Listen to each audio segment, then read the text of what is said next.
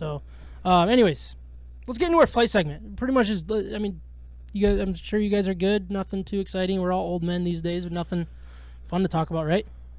Yeah, pretty much. Move on. All right, moving on. Yeah. So, the first thing that I wanted to take care of, and I was hoping to make this a full segment, but there wasn't really enough to make it one. So I'm going to get the Red Wings trade deadline stuff out of the way with my flight segment.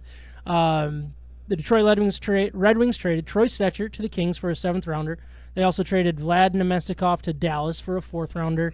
And then really the biggest one, which I don't know if it's really big, but Nick Leddy and Luke Witkowski was traded to the St. Louis Blues for D-man Jake Wallman, forward Oscar Sundqvist, and a 2023 second-round draft pick that went to Detroit. Yzerman gave up a second-round pick to acquire Leddy, so it was kind of like, and going back a few episodes when I was talking about it, it's like at least a second-rounder. Otherwise, you're going to lose the trade. I'm kind of surprised he got what he did out of it. Yeah. I'm sure a lot has to do with being able to hold on to his salary and all that good stuff, the way that the Red Wings are. And then taking a couple of guys that were bogging down St. Louis's salary cap and guys that weren't going to get the playing time that they want to be getting. So a little bit back here, a little more about Wallman.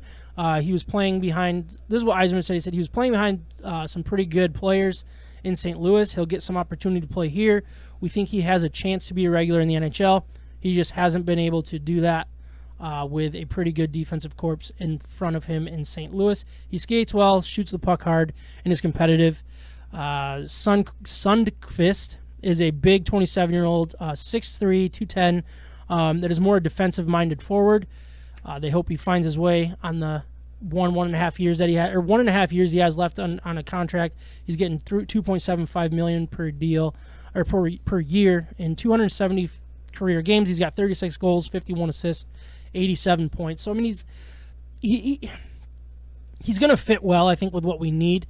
But this trade is not going to get Red Wings 6 to midnight by but you really look at what we have and what we were able to give up. I just stopped thinking, and I was like, man, we're gonna get nothing. It's just gonna be maybe add a couple picks that you can throw in a trade later or something like that.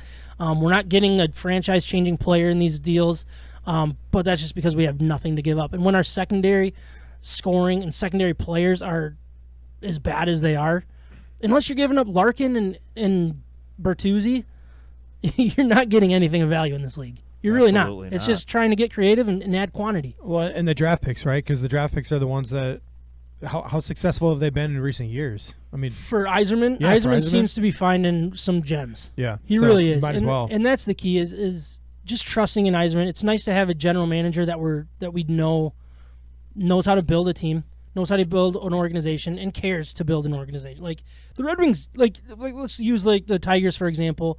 We're gonna get into it a little bit, but like, how do we know that they're truly in to win? They're not really truly in to win it. They haven't proven it.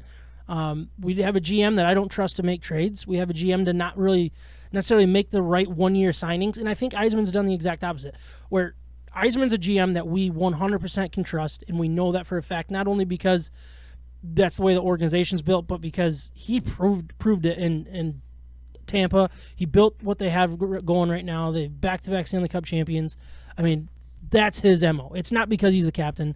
It's not because he's my hero. It's because he's a great general manager and wants to win just as bad as all these fans do. And that's really the biggest thing.